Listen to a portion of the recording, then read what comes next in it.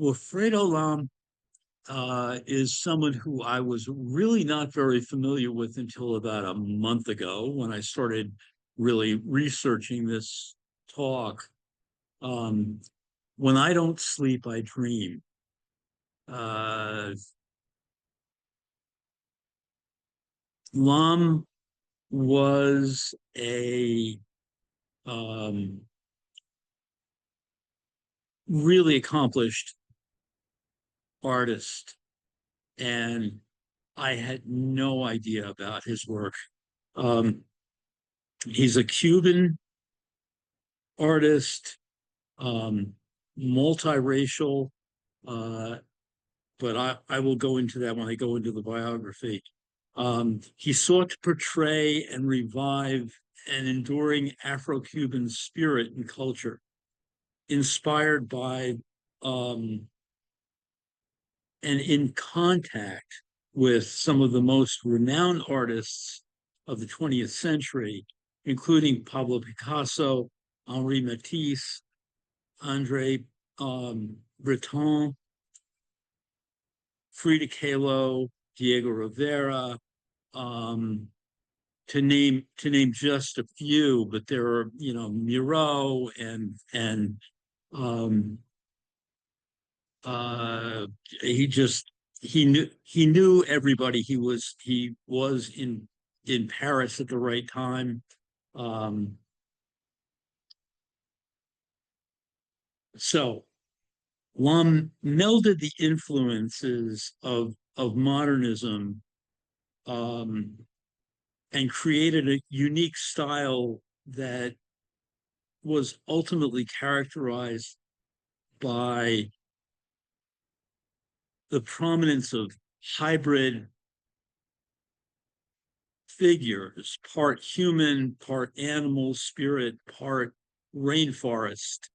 Uh, this kind of distinctive visual style that he developed. It was his own language. Though he was predominantly a painter, he worked with sculpture, ceramics, and printmaking later in life. I didn't pull out any of his ceramic work, so I did look at some of them, and they're interesting pieces. I'm sticking for the most part with his paintings, although his drawings are really extraordinary also. Um, the show that's going to be at the Museum of Modern Art has 150 pieces in it. So you're going to be seeing the tip of the iceberg here. So what I'll do is take a minute and look at this detail that I've uh, kind of blown up on this landing page. And it gives you some sense of the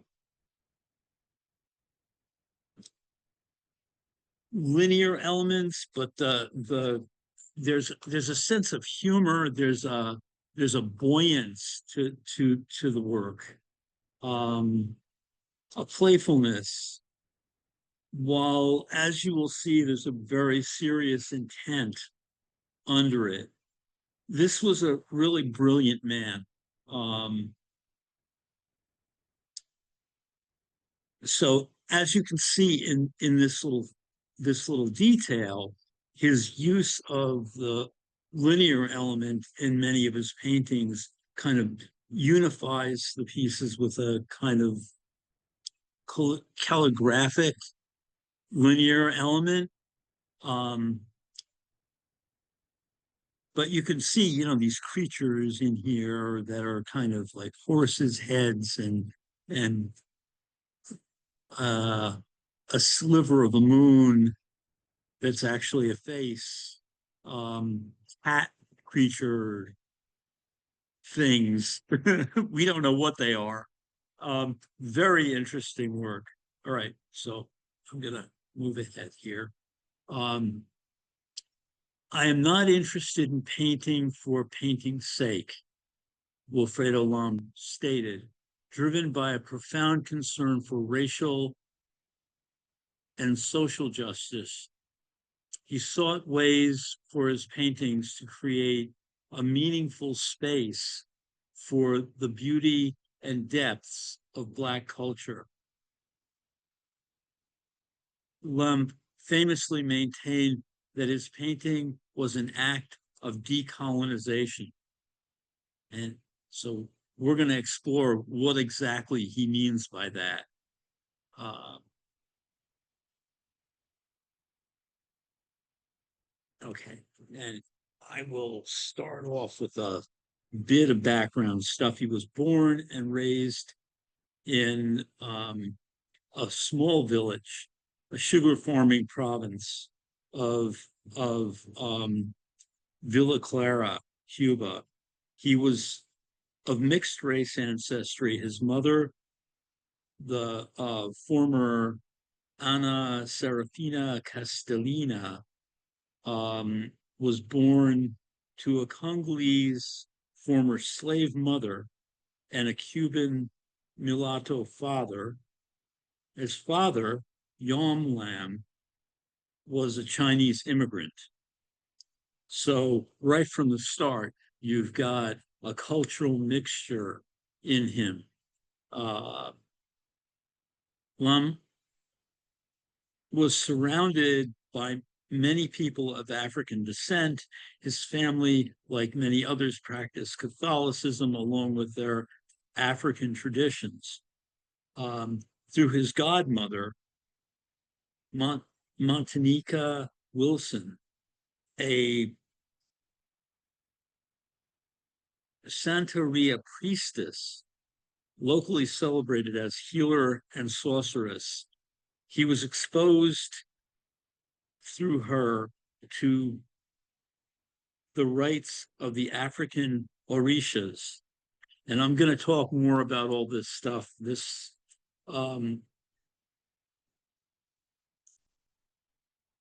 Santorina business is something that is figures very profoundly in his work. His contact with African celebrations and spiritual practices proved to be his largest artistic influence. Lam grew up surrounded by Chinese objects also from his father, porcelain, calligraphy, ornamental screens that were common in Cuban Chinese households. Scholars note that some of his later abstract calligraphic lines and mask-like faces echo Chinese brushwork and scroll composition. He embraced Afro-Cuban and Taoist-like ideas.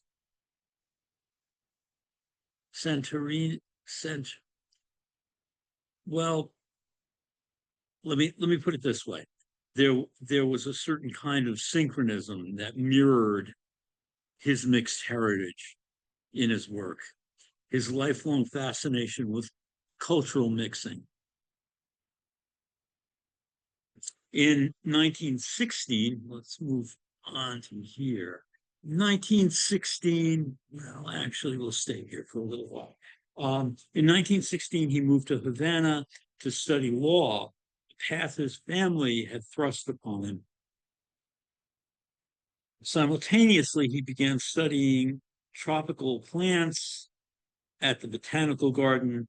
From 1918 to 1923, he studied painting at the Academy. However, he disliked both academic teaching and painting. He left for Madrid on a grant that he won in autumn of 1923 to further his studies. In Madrid, he studied under the teacher and curator who actually taught Salvador Dali. He went to the museums while he was there, of course, and was awed by Hieronymus Bosch. And you'll see later on in the body of his work how that kind of influenced him.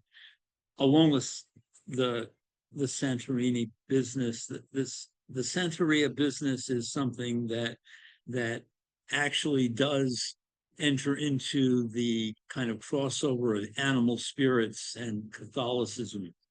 Um, so the the uh, the images of Bosch kind of have some relevance to all that.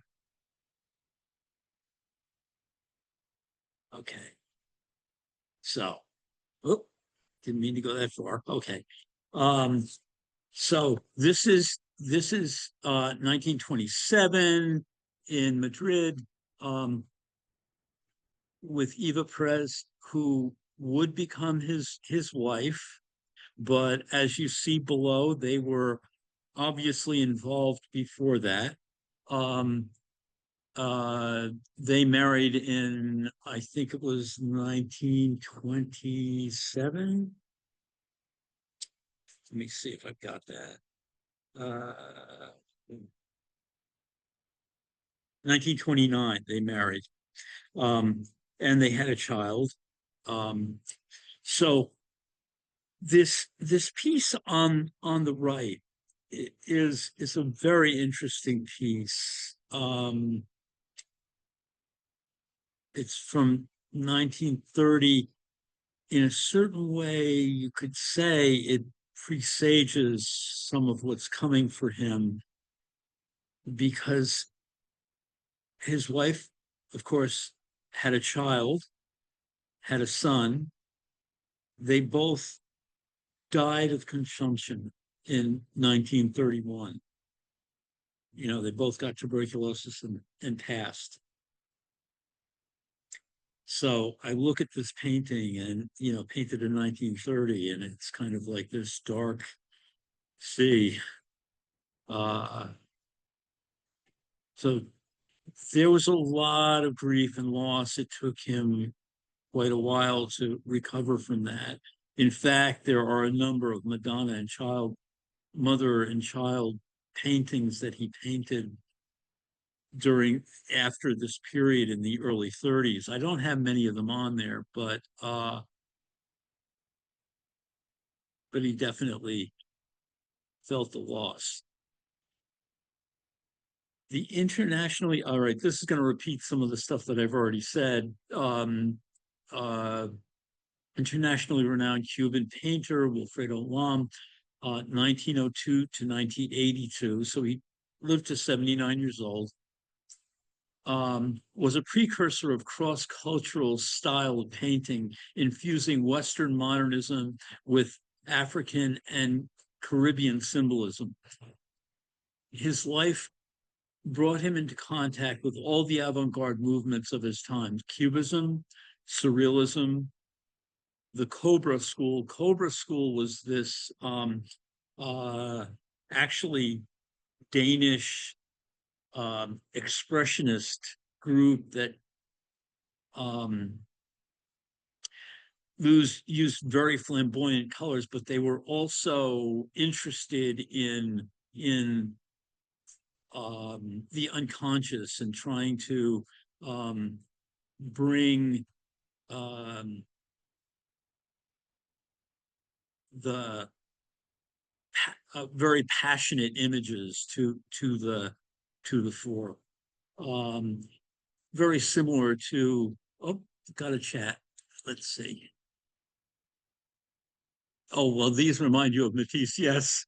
Well, there's a reason why I have them up. Um, yeah, basically, um, well, let me finish what I'm doing. Those incentives for greater freedom in art, for unleashing the unconscious, for exploring the marvelous through automatic writing, and great had a great impact on his work.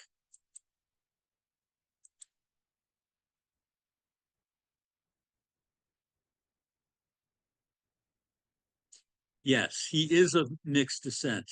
He was his father was Chinese. So you may have missed my the beginning part of my talk. Um, so um, the through all this, Lam never lost sight of the world around him. You know, he may have been use, using surrealist techniques, but he wanted to paint the drama of his country, the the cause and spirit of the blacks. He invented a highly original voice to speak the name of defending human dignity and saluting freedom. So yes, he met Picasso. Picasso was very influential. Um, and when Wilfredo moved from Spain to Paris for a period of time, he met Matisse. He Picasso befriended him and introduced him to a whole plethora of really great artists. Um, so the pieces that are on the top are Wilfredo Lam's pieces. They're self-portraits. The two up on top, and I put in a Matisse from the same year as these self-portraits on the left, and an earlier Matisse on the right, um, just to show the influence of Matisse at an early phase in Blum's career. Though he moves very far beyond that, he always maintains a certain direct relationship that he got from Matisse. Okay, so we're back in Spain again, and this is 1935. The gouache on the left, and you know, basically, again, you can see the Matisse influence in this piece.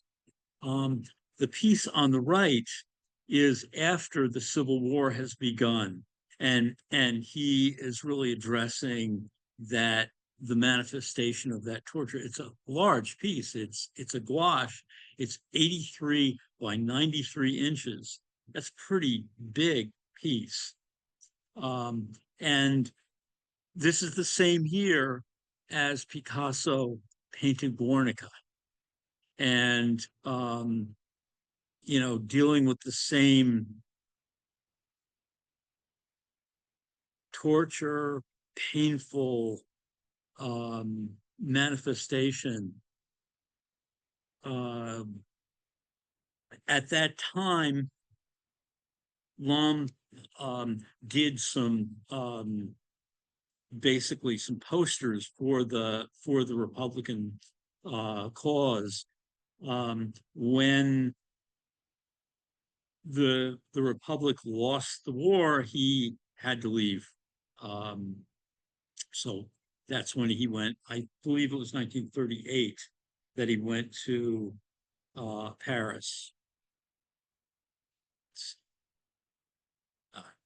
Okay, and he met Braque through Picasso.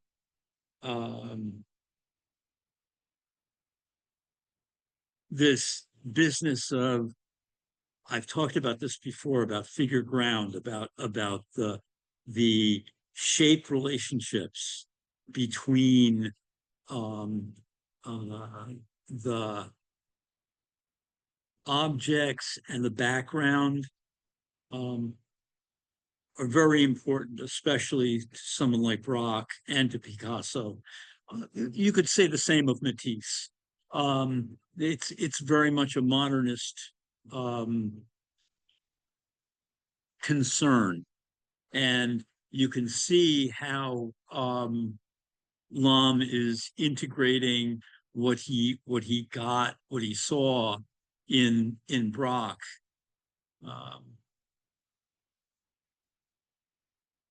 The use of patterning, of flatness, of shape relationship.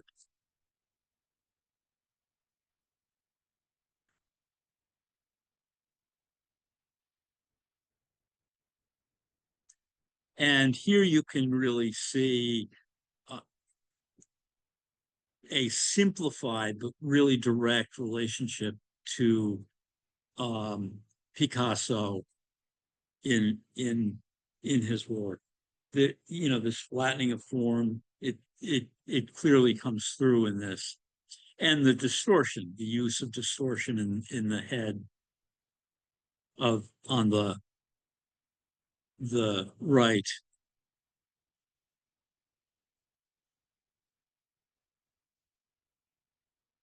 Okay, the social turmoil in Africa manifest in Lumumba. Um, and I don't know if you're at all familiar with that, but during the 50s, he Lumumba fostered a pan-Africanism, um, and the painting on the right, again, I don't know if you believe in presaging things, but this is Madame Lumumba in 1938. She was an activist along with her husband. He was assassinated in 1961. So the print on the left is after his assassination. Interesting stuff.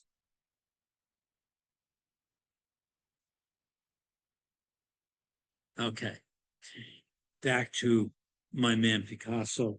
Uh, um, by 1942, Lam is already back in Cuba. Basically the war was on. I am going to cover more of the steps in between, but he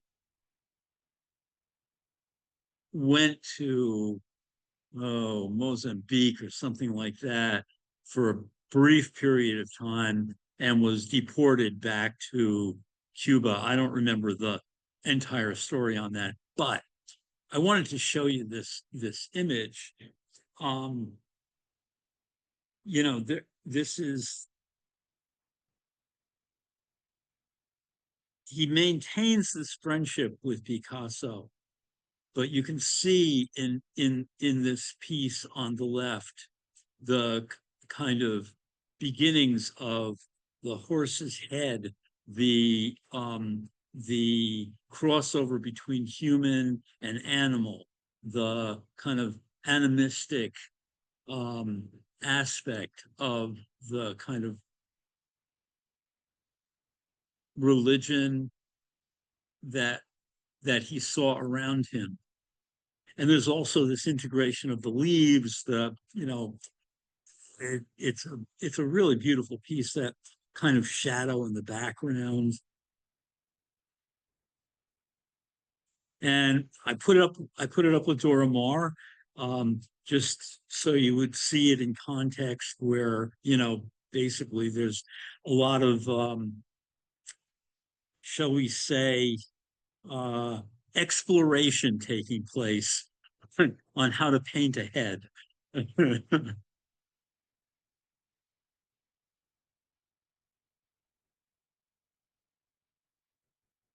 Okay, so before he leaves for Cuba, let's see, got some stuff here on this. Um,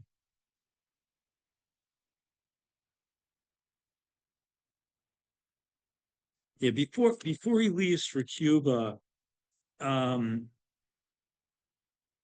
they head down to Marseille. Actually, there's a real migration from Paris to Marseille, and a lot of artists do this journey. There's Breton, and who else? All of the surrealists kind of travel down there. Max Ernst and Duchamp and a number of others. And well, let's see. Well, what I want to focus on first is these pictures that show the relationship between Lam and Picasso, and it's long lasting. It starts in 1938 with his introduction to Picasso, and Picasso befriending him and calling him cousin, blood of my blood. Um, he really admired him and loved his work and championed him. Um, so from 1938 until Picasso's passing, that they were truly close friends. Um, so here's 1954, 1966. Okay, now this. Let me see if I can get the. No, I can't see it. Where is it? Let's see.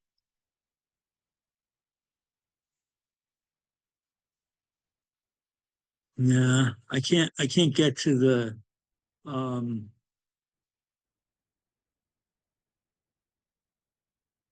let me see if I can do this way. Here we go. Okay. Let's see. Ah, I want to get in and do a close up on this. Um let's see.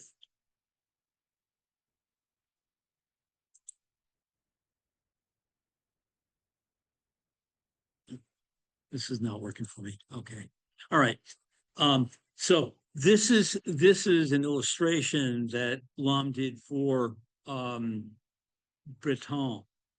Um, and Andre Breton was really, he was a poet, he was a writer. He actually was the leader of the surrealist movement, and he really loved Wilfredo Lam, and this is one of Lam's illustrations for one of his poems. Quite lovely. His drawings are really fabulous. And all right, after May of 1940, Marseille was home to refugees coming across Europe to escape to the Americas. Many artists, musicians, writers, thinkers found refuge in Villa Bel Air.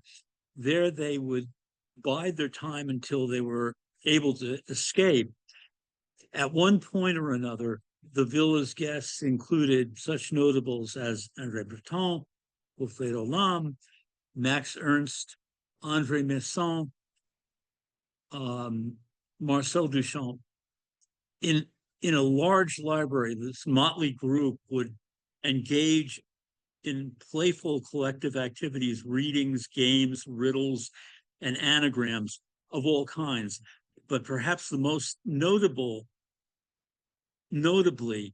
the exquisite corpses, which Breton defined as a folded paper game that consists of having several people compose a sentence or a drawing without any of them being able to take into account the previous collaboration or collaborations.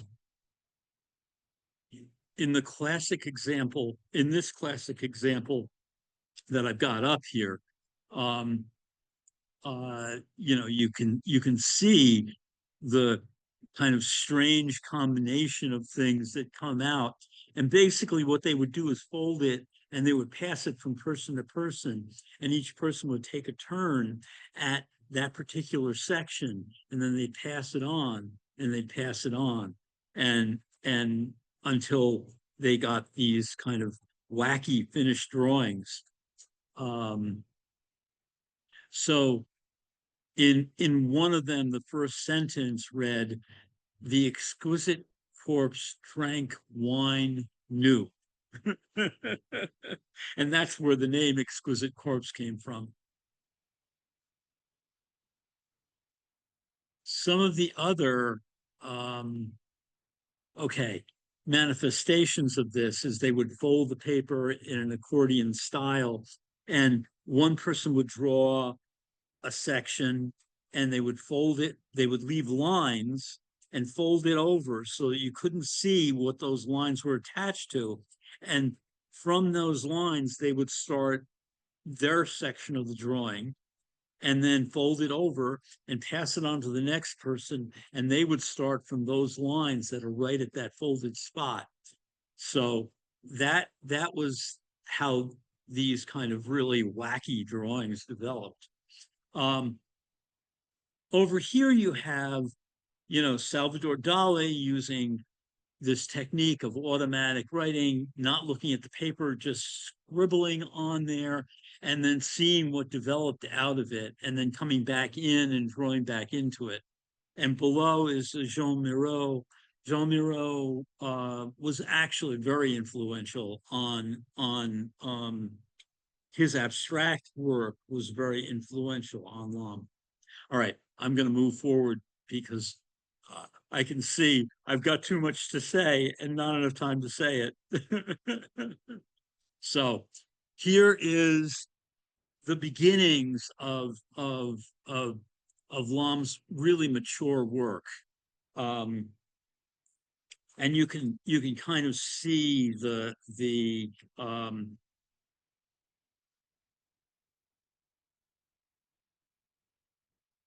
kind of figure dissolving into the rainforest, these kinds of really interesting developments that are happening.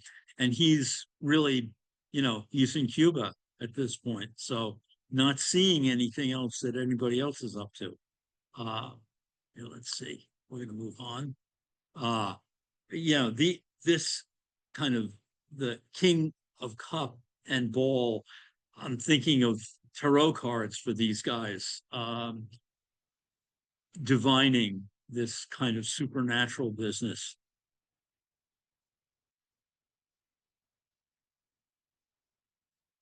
Okay, okay, we're going to come back to this now. The jungle. My return to Cuba meant, above all, a great stimulation of my imagination as well as an exteriorization of my world. A I responded always to the presence of factors which emanated from our history and our geography, tropical flowers and Black culture. Lem wanted to act as a Trojan horse that would spew forth hallucinating figures that the power that with the power to surprise, to disturb the dreams of the exploiters. And what he's referring to here is basically the colonization of Cuba. I mean, coming out of slavery and into, the poverty of working the cane fields, which was terribly hard work. And the sugar plantations were all owned by Americans. The refineries were owned by American companies. The gambling that was part of what kept Cuba afloat was all owned by American companies or American millionaires. The even the hotels that people would stay in were American. So there's a kind of poverty, grinding poverty among the people, and this painting is really a lot about that. The, it's also the manifestation of the Santeria business, where these figures, these attenuated figures are dancing among the sugarcane, you know, part of the rituals of Santeria are drumming and incantation and dance until they're possessed by these gods, these animal figures, these forces of nature. And so there's horses' heads popping out, there's cats, there's the manifestation of snakes, of all sorts of different gods. And the shears up at the top, the cutting through this jail, this the bars, the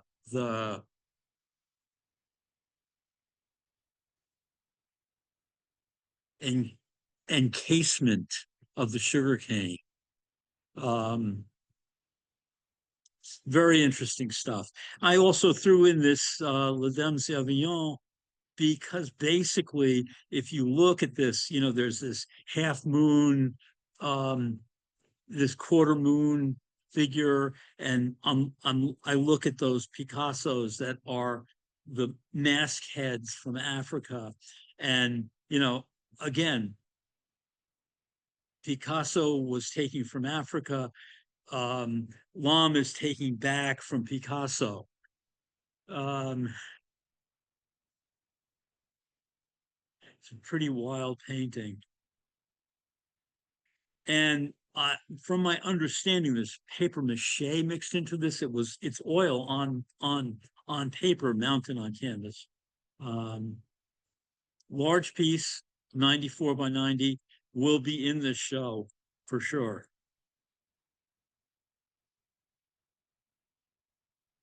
Okay. And basically on the I'm not even going to try and pronounce this, but it means woman in Yoruba.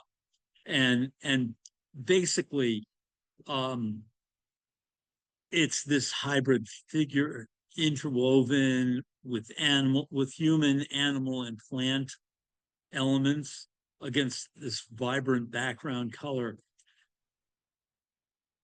Basically, um, in the face of Visit Cuba, the kind of sugary, sweet presentation that is given to attract tourists to Cuba. This is a very um, uh, visceral um, response to the experience of being there, of living in the land.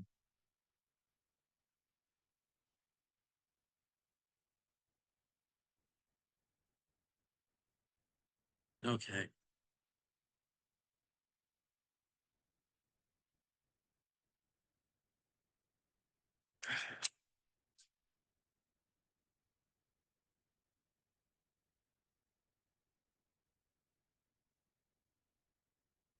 Yeah.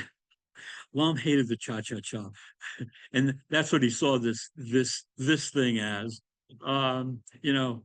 Visit Cuba. Uh, so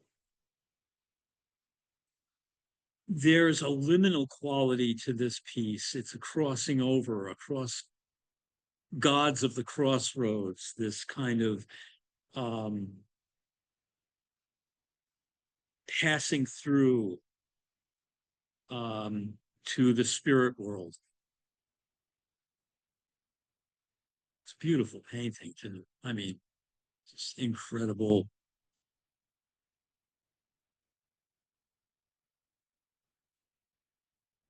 Playful.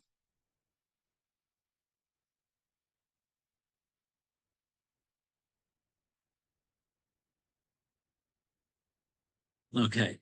Um, Very funny. Mascara on this kind of primeval mask-like face. Um, and the untitled piece on the left, um, earthy, but has the flow of a portrait on a Grecian urn. Um, really interesting combination of things. I'm not going to have time to read all of the stuff that I've got on here. I can see that. Um, so basically, deity of air and death. Um, and this one, I really see the manifestation of the Hieronymus Bosch um, kind of hallucinatory possession. Um, the Santeria deities associated with winds, lightning, and guarding the gates between life and death. It combines oil and charcoal in techniques to create this kind of mysterious spectral finish. Again, this space between spirit and flesh. I'm going to move on. Okay. And this is Santeria, the way of the saints, is a pantheistic Afro-Cuban religion developed from the beliefs and customs of the Yoruba people with some elements of the Catholic religion. Santeria is centered on cultivating a personal relationship with spirits called orishas or santos, and a transcendent creator. And I'm gonna butcher this name, Ola Dumer. Key practices include venerating the orishas through offerings and rituals like drumming and dancing to induce possession. Okay, enough said. Um, and there are a couple of lams off to the right that I saw as kind of totem like and similar to the sculptures that were used on the altars.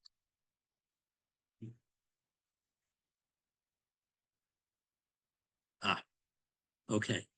This ethereal atmospheric painting, Song of the Forest, is charcoal and oil and captures this kind of mysterious Cuban landscape and that kind of movement of the dance in the jungle. I am not going to read all of this now because I see what's happening. I'm out of this would be an hour and a half long talk if I do everything that I wanted to do. Lam's skill at creating dynamic, energetic compositions that suggest emotive, often aggressive, spiritual forces in motion. So this thing is a kind of a combination of Western and Eastern, the dragon figures into Chinese and Western mythology, and it manifests as the reptilian kind of figure that is part of the um sent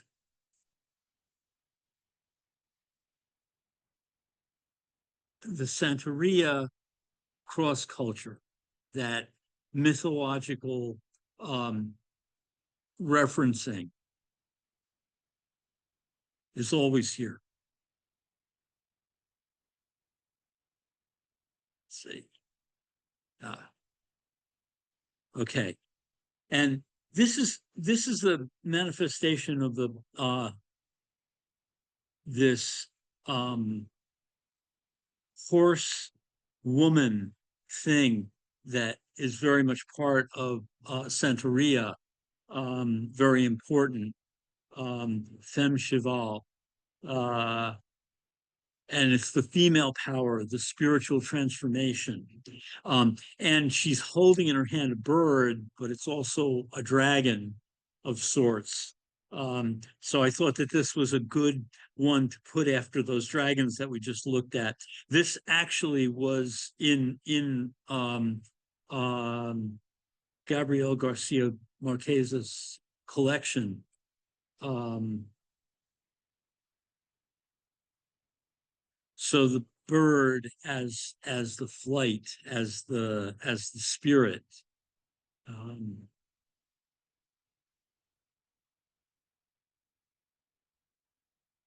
okay.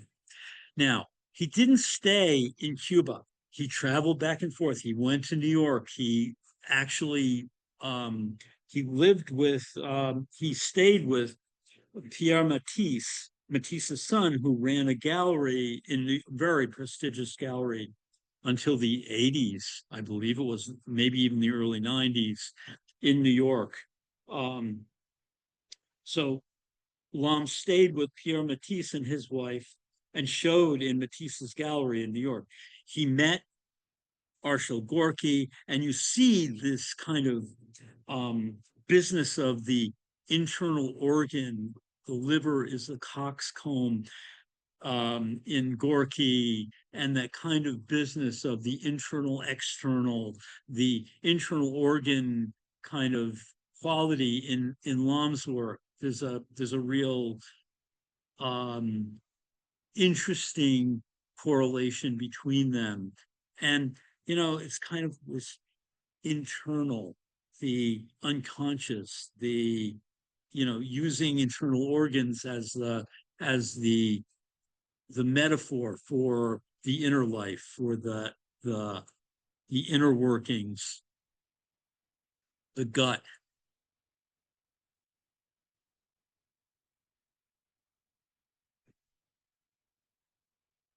Okay. Again, can't read all this. Um, the name of this piece is I Am, and it is a takeoff on Rene Descartes' I think, therefore I am. And rather than going through I think, therefore I am, it's just I am. This immediacy, this assertion of existence that is manifest in these rituals. It's kind of like posing an alternative to the Western thought. It's the action, it's the act of and there's this green flowing hair on this kind of still figure, uh, the spiritual possession energizing this still figure.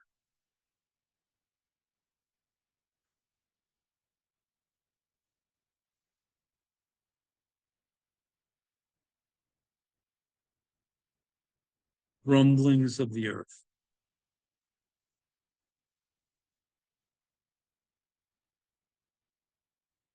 Just going to sit with this for a minute, or a second anyway.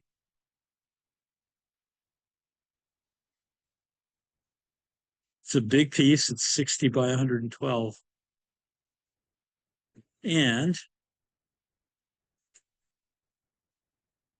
this is in 1950. This is painted, you know, a good uh, 10, 12 years, 13 years after Guernica.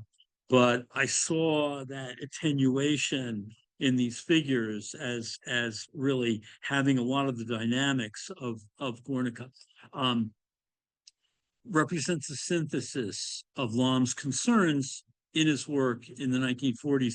This painting melds his reaction to his European artistic legacy with his own goals of indigenous tradition in in his country. Um,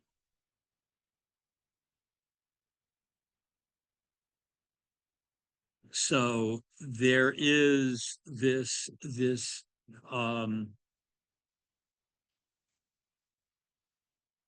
cutting through, breaking out. where Guernica is about the torture of these people, the the obliteration of a town, the horror of it all, the agony. Um, this piece by Lam is cutting through. It's sexualized. It's manifesting the kind of um, propagation, the the vitality of these primitive forces.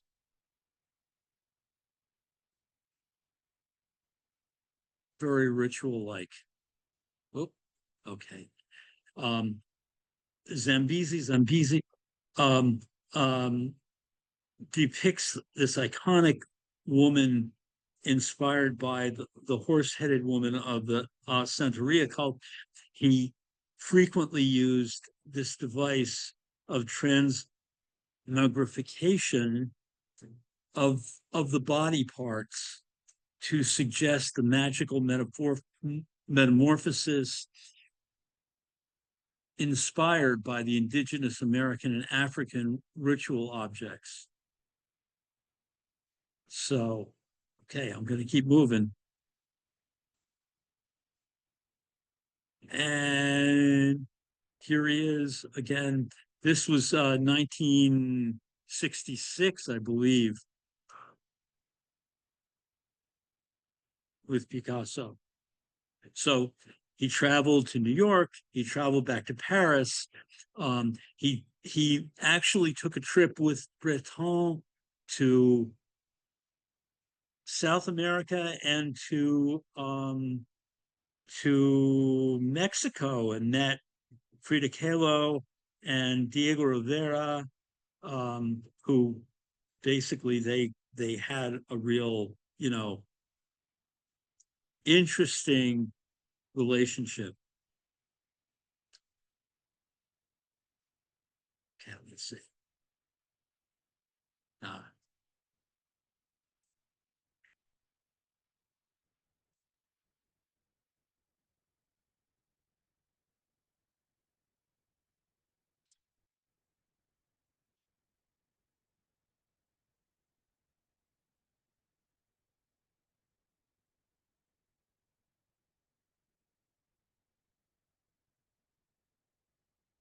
uh, okay, and this is basically the artist working in his studio down there at the bottom. You see him, and often he worked on paper and mounted it on canvas afterwards in some cases.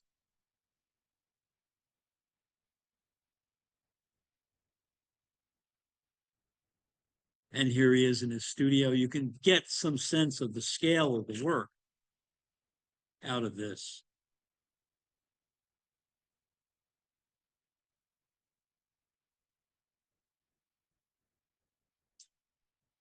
This large scale painting measuring almost 8 feet across, reflecting its complex arrangement of interwoven figures, engaged in a ritual dance. The painting refers specifically to elements of Afro-Caribbean. Oh, okay, let's see, there's a chat question. Um, yeah, he uses a lot of pointy things in his art. That's true. Basically, yeah, there's a lot of cutting through, and this major serpent deity associated with creation, rain, and fertility. The scene is a deeply religious one, showing the gods intermingling with other figures in a state of ecstatic movement, motion, and transformation.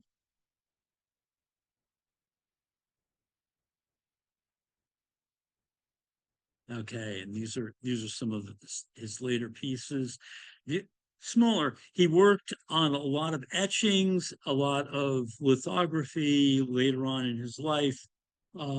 Did do sculpture too, and pots and things like that.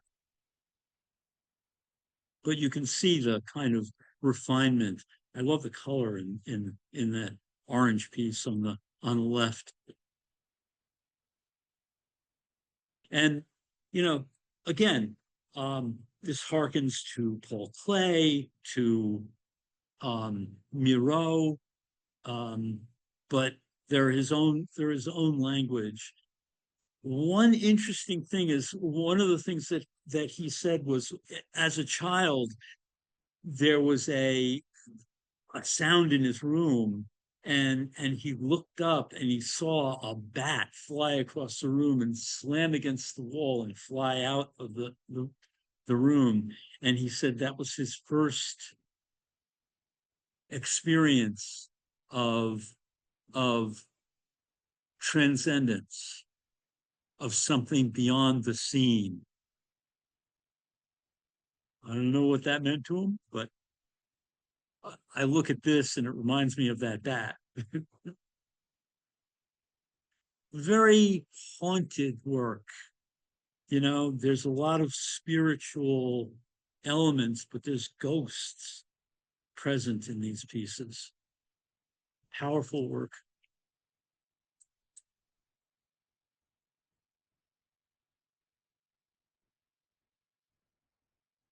Yeah, this actually does um, have a lot to do with there are the question was there are a lot of pointy elements in these things, and they're actually in African masks. If you look at a lot of African masks, there is that, and that may be part of trying to communicate with the gods. It may be part of cutting through, of breaking through the scene. Um, can't say for sure, but you see it a lot in African masks. They use a lot of nails and sharp objects and horns and things like that.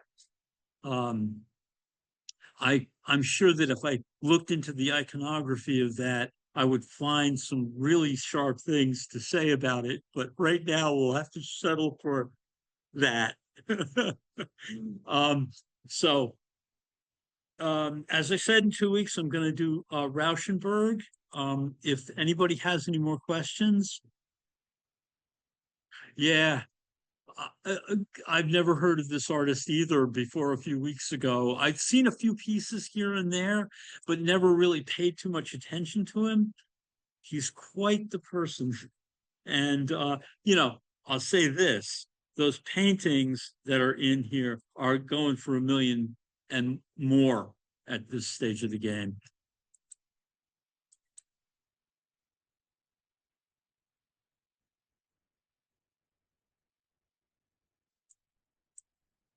Okay.